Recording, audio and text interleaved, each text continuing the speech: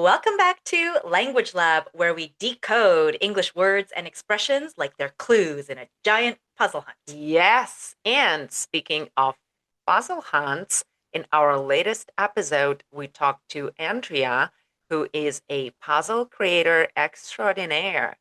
And today we are talking about the language that we used in the episode, and we're holding it up to the light and asking, is this a clue? Is this a red herring? Or just a fun word? Okay, let's get into it then. There were a lot of really good expressions that were used in this Yeesh. episode as well. So let's get into it. The first one is an expression, and it is to take something and run with it. And what this expression means is you grab an idea and you just go full speed ahead. Mhm. So for example, you just, suggest a game and your friend is like, "Oh, I am taking this idea and running with it." She suddenly has costumes, PowerPoint, a theme song, a storyline. Yeah, they really went and ran with it. Love it. The word, the star of the show, I guess, is the word puzzle itself. And as Andrea mentioned in the interview, puzzle is not only about the jigsaw puzzles. Yeah. So a puzzle is a problem that is designed to be solved for fun or frustration or both. I don't A know. lot of the times both. Yeah. Yeah. Now, we have the word hyperfixated. And hyperfixated is when you experience just like this intense, long, like focus on anything really. It can be like a person, activity, a food. I get Mhm. hyperfixated on certain foods all Me the too. time. It can be like a subject. It just basically like consumes all your attention and it's all you can think of, or yeah, that's hyperfixated. And sometimes it can be detrimental, unfortunately. That's the next word on our list. And the word detrimental means something that is causing harm. Like, I don't know, eating chips in bed. Ooh, In the that's moment, a lot of fun, but detrimental to your sheets and then to your night's sleep. yeah, and your diet probably. Oh, yeah. Forgot about that. Yeah, yeah. Valid is basically like logical, reasonable, true. This is true is basically what valid means. So for example, like I need to have coffee before I do a puzzle. And yeah, I I need to drink coffee before I do anything. that's valid. Thank you for validating me, Yeah, Hannah. sure, no problem. The word riddle, very fun word, and it's a puzzle in a word form, and very often with a very clever and tricky answer. Like, let's say, what has keys but cannot open a door? Hmm, that's a riddle. Yeah, many What? I don't keys, know. What? black and white keys. Black and white keys? Yeah. A piano. It's a Got it. piano. Yeah, yeah. That's a So good it's a one. riddle. Yeah. Good, good. Clue. Kind of again on the similar side of what a riddle is. Sometimes if you really can't figure out what the riddle is, like Helen earlier with this riddle, she gave me a clue, the black and white, right? A clue is a piece of information that helps to solve something, like a hint. Um, Sherlock Holmes, for example, he always looked for clues in Mhm. his mysteries. Escape rooms, they will have clues so that you can solve the puzzle. Yeah, good one. Culminate. To culminate means to reach the high point or final stage of something. Like, for example, our puzzle hunt usually culminates in one big aha moment. Yes. And our next one is actually a prefix. So this is something that you can attach to the beginning of a word. And this prefix is meta. And meta is the prefix means about itself, right? So for example, in puzzle hunts, we were talking about a meta puzzle. And so it's like when all of the puzzles combine create another bigger puzzle. Yeah. Mhm.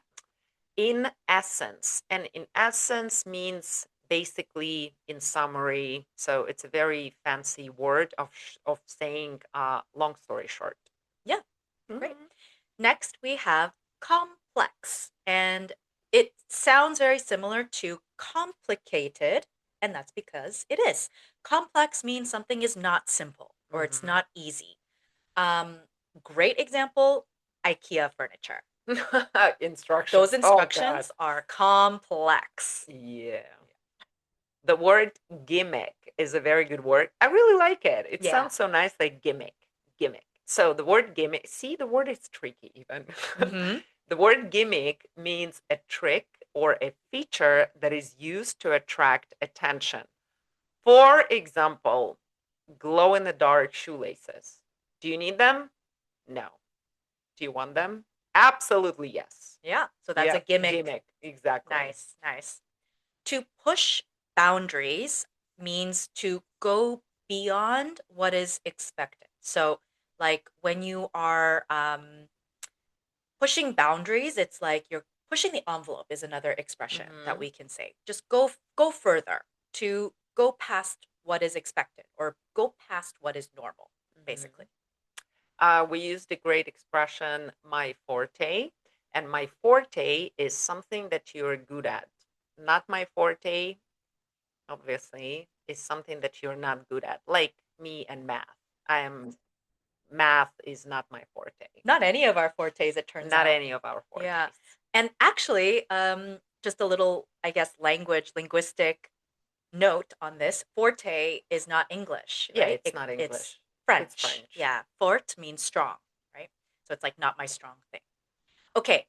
Now, we had mentioned this expression, aha moment.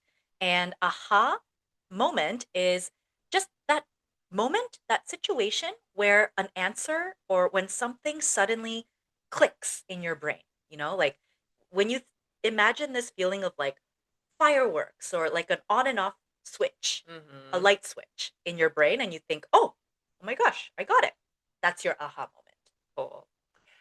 Trial by fire. Sounds very intimidating. And it actually is because trial by fire means that you are learning something the hard way and under intense pressure.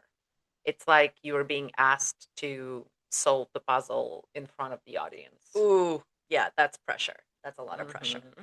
Okay, Discord. Andrea had mentioned the Discord server a couple of times when she was talking about the puzzle hunting community. And Discord is the popular online platform. It's a place for like chatting. A lot of gamers use it. It's a good like community place where people can chat. And yeah, apparently running entire puzzle hunts. Yeah, cool. And the next word is a very good one for our language nerds, and it's the word palindrome. And palindromes are magical words or phrases, entire phrases that read the same forwards and backwards.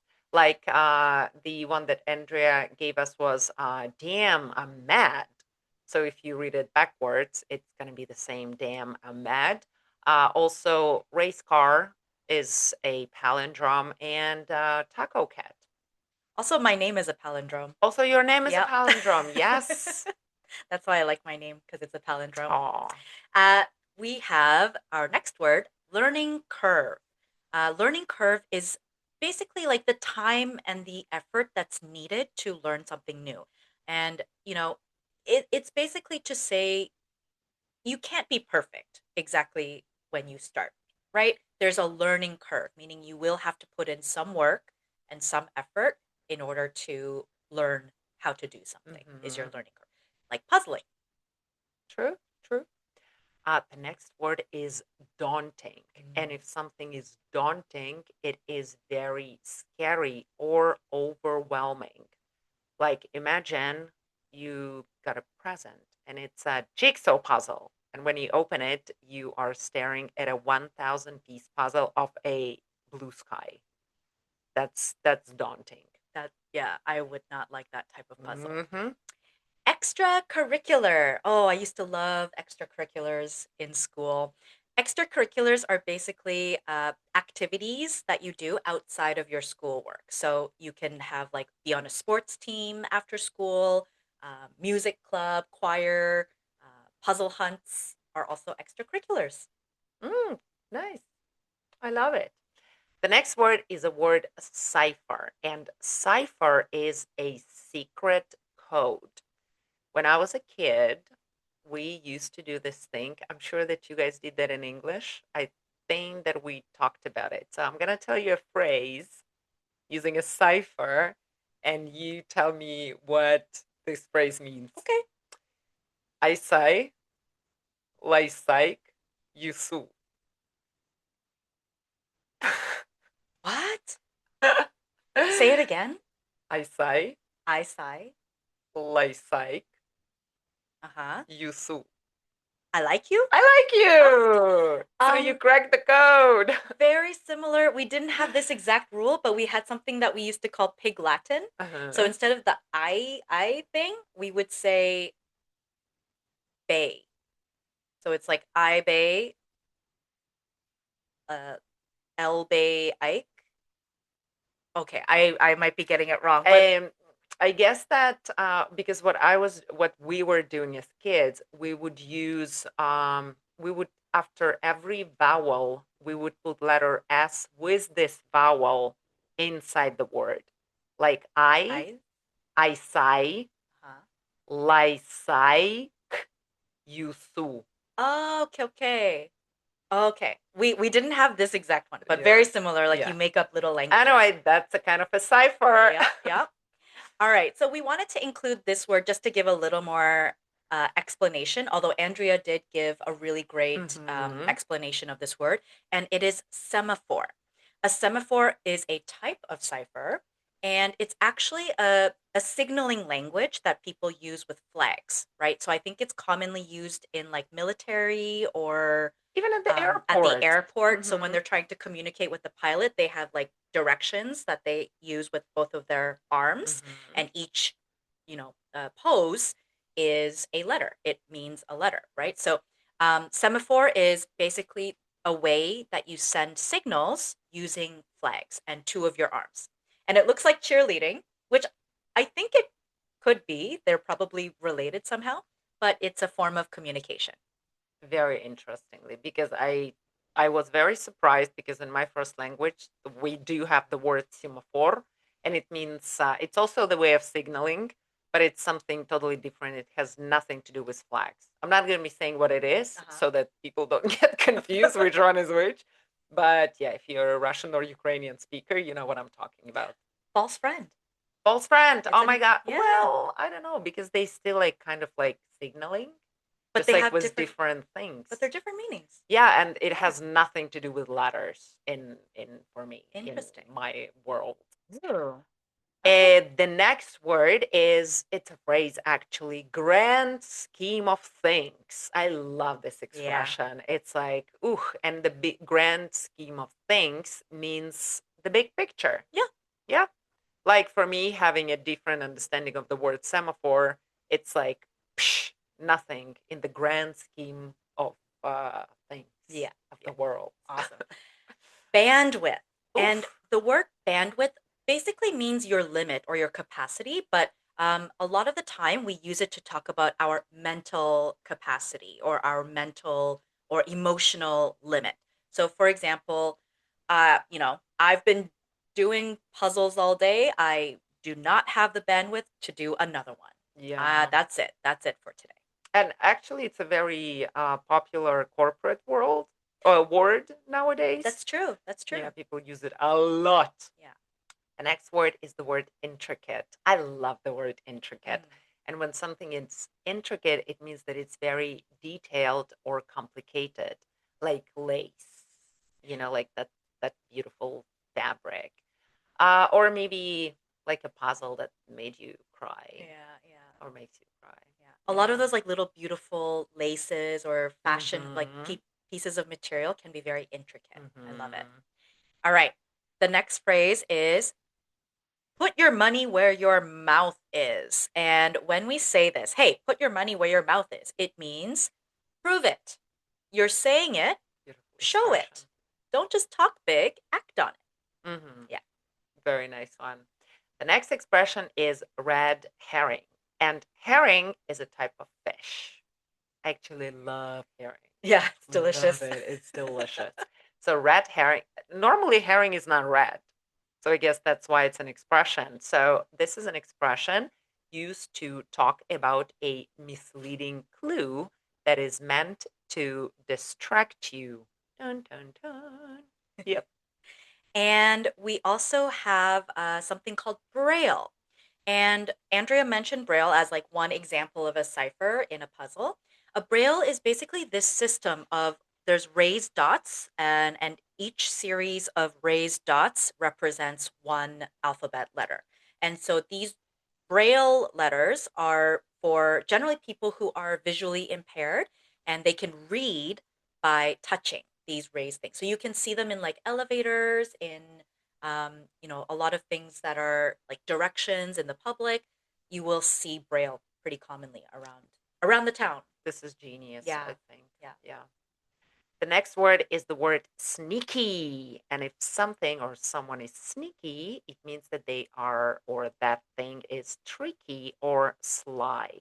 Like the designer of the escape room that Hannah and Andrea were talking about, who was trying to hide some clues intentionally. Yeah, Mm-hmm. that's very sneaky. Don't like sneaky puzzles. Nope. Yeah. The other idiom or expression that I think I used in the episode was to get your feet wet. And get your feet wet, or another common one that is similar is to dip your toes in. Mm-hmm.